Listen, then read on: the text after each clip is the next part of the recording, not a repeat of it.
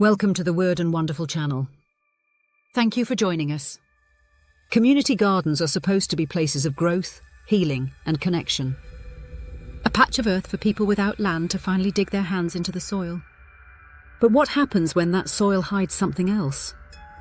Something that doesn't want to share. This is the story of the garden plot. I lived in an apartment with nothing more than a small balcony. So when I discovered our town's community garden, plots of earth you could rent for $50 a year, it felt like salvation.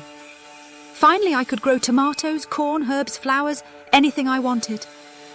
At first, it was idyllic. My new plot came with raised beds and a mature herb garden, lavender, rosemary, sage. I added tomatoes, zucchini, peppers. It was heaven. Until one morning, I noticed something strange. The flowers on my tomatoes were gone. And so were the zucchini.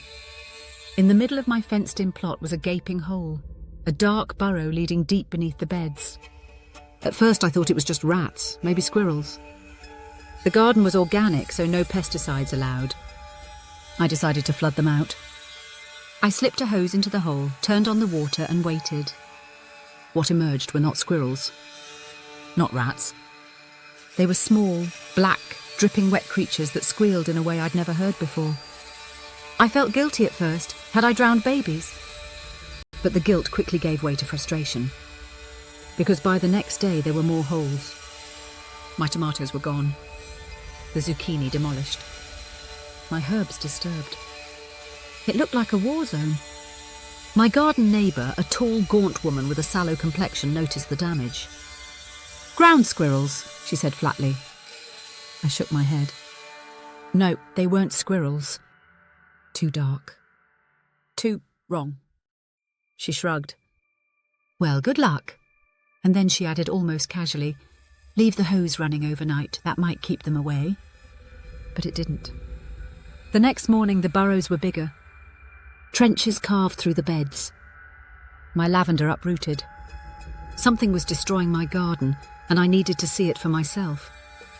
That night I waited beneath a mulberry tree near my plot. Shadows grew long. The garden fell silent. And then it came. A hulking black shape slinking low to the ground, larger than any rat or squirrel.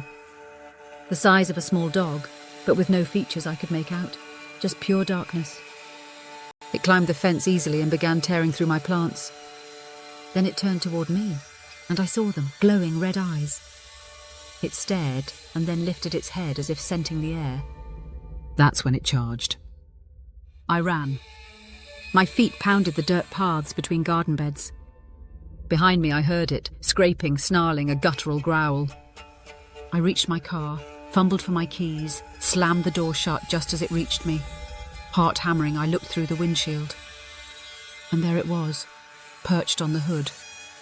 Red eyes locked on mine. Its sharp white teeth bared. It slammed against the glass, saliva streaking the windshield. I screamed, threw the car into drive and lurched forward.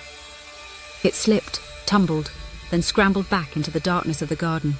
I drove home trembling, drenched in sweat. I never went back to that garden. Not once. What was it? Something that had made the earth its home long before we claimed it for tomatoes and zucchini? All I know is this: sometimes the land doesn't want to be tamed. And sometimes what grows in the soil is better left undisturbed. If you enjoyed this video, like and subscribe for more of the same. Also check out my folk horror books on Amazon. Be seeing you.